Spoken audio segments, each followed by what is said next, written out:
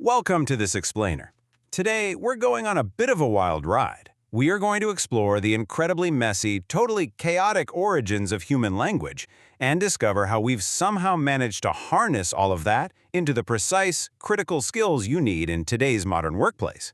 I mean, if you've ever sent an email that was completely misunderstood or sat in a meeting wondering why literally no one is on the same page, well, you are definitely in the right place. Okay, let's dive right into this. Richard Lederer hit the nail on the head when he pointed out a rather hilarious paradox. He said, "There is no egg in eggplant, nor ham in hamburger. English is a crazy language." And you know what? He's absolutely right.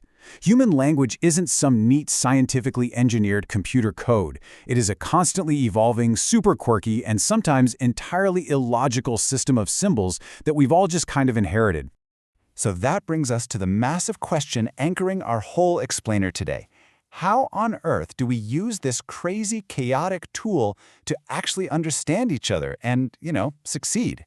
Because despite the sheer weirdness and all the contradictions of the language we use every single day, it is still the absolute foundation for all professional interaction, commerce, and really just human connection. We just have to figure out how to master the chaos. So here is our game plan for today. We're going to cover the crazy world of language, then move into the anatomy of a message, explore the silent power of nonverbals, tackle overcoming communication barriers, and finally wrap up with mastering professional principles.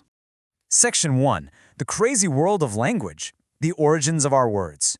Before we can truly master the art of the killer professional email or that high-stakes boardroom presentation, we need to understand how we actually evolved to share ideas in the first place. Professional communication didn't just drop out of the sky. Way back in 1000 BC, the Romans figured out they needed standard languages just to trade and negotiate. Fast forward a bit to 1350, and you see the English government adopting dictamen, which were basically strict rules for letter writing. Then the Industrial Revolution kicks in during the 18th century, demanding super rule-based, efficient communication just to keep factories running safely. But my absolute favorite shift happened in the 20th century with the human relations approach. That's when we finally realized that communicating at work isn't just barking orders at people. It actually requires an understanding of employees' psychology, motivation, and active listening. But beyond all that corporate history, language is deeply, deeply personal. Take the author Amy Tan and her essay Mother Tongue. Society often judged her mother's non-standard English as broken or limited. But Tan had this profound realization. Her mother's English was actually this incredibly intimate, vivid language full of imagery. It was the language of family, and it completely shaped Tan's entire view of the world. I love this because it's a vital reminder that language isn't just a set of rigid workplace rules. It carries an immense amount of cultural and emotional weight. Section 2. Anatomy of a message. The communication loop. All right, so we know where language comes from and the emotional baggage it brings.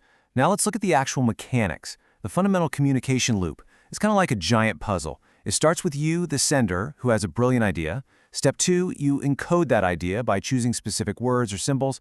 Step 3, you pick a transmission medium. Maybe it's a face-to-face chat, maybe it's a Slack message.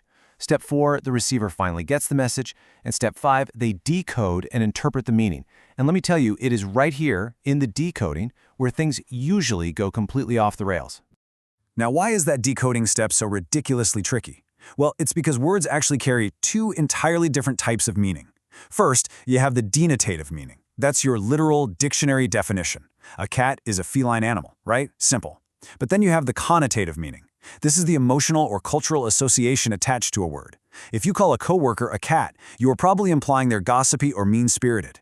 If you don't account for the connotative meaning, your message is going to land completely wrong, no matter what Webster's dictionary says. Section 3. The silent power of nonverbals. The unspoken messages. We've focused a ton on words so far, but what if I told you that the actual words you carefully type out or speak are probably the least important part of your message? Breaking down human communication reveals something pretty staggering. A massive 55% of the meaning we convey comes entirely from our facial expressions and our posture. Another 38% comes from vocal aspects, like our tone and pitch. Only 7% of the impact comes from the actual words. To put that into perspective, 93% of what people are interpreting from you is totally silent or tonal. That is wild. A huge part of that 93% includes something called proxemics. Basically, this is the study of how we use physical space and time to communicate. Think about the physical distance between two people talking. If someone stands within 1.5 feet of you, that's intimate distance. If a colleague stands that close to you in a normal office, it immediately sends a highly aggressive or totally inappropriate message. But simply moving back to a personal or social distance, say up to 12 feet, completely changes the dynamic.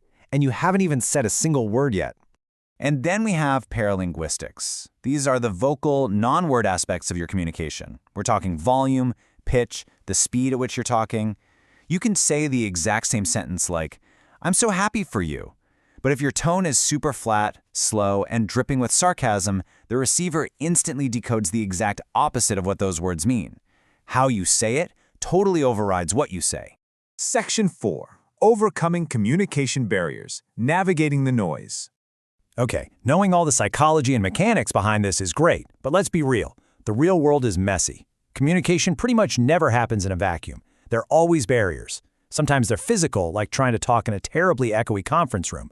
Often they're psychological, like an audience's personal biases just completely filtering out your message. Sometimes it's a language barrier where you're losing people by throwing around too much technical jargon. But one of the most fascinating barriers to me is the thought speed gap. See, human brains process thoughts way faster than people can actually speak. So while someone is talking to you, your brain is idling. It gets bored and it starts wandering off. We constantly have to fight that urge just to maintain attention. And you know, that wandering attention often leads directly into one of the absolute most toxic communication barriers out there, grandstanding. Grandstanding is when you aren't actually listening to the other person at all. You're just physically sitting there, quietly rehearsing your own really smart point, eagerly waiting for them to just take a breath so you can jump in and talk. It is a completely self-focused behavior. It absolutely destroys trust, and frankly, it leaves workplace conversations completely fragmented and useless. Section 5. Mastering professional principles. Workplace strategies. So now that we know all the traps, how do we actually win at this? Let's look at a really practical example of tone. A poorly constructed message, like bluntly barking at employees about what they are banned from doing, basically acts like throwing a bomb into the room. It creates instant friction. But actually, scratch that. Let's look at the alternative. Shifting your tone to frame those exact same boundaries around positive principles, like focusing on a commitment to standards and accountability. That builds respect. You aren't just dumping information on people. You are carefully managing your relationship with them through your words. To make sure you're hitting the mark every single time, lean on these core professional principles. First, your communication must be accurate. Second, keep it brief, get to the point without rambling. Third, make sure it's complete, so don't leave out the crucial details. Fourth, prioritize crystal clarity by using simple, direct language. Fifth, always take an audience-centered approach. Think about what they need to hear, not just what you want to say. And finally, number 6, practice active listening to ensure that whole communication loop we talked about actually completes successfully. As we wrap up, I want to leave you with a quick thought to carry into the rest of your day. Think about the very next meeting on your calendar. When you walk in, are you going to actively listen to the whole message coming at you? The words, the tone, the posture? Or are you going to catch yourself just grandstanding, waiting for your turn to speak?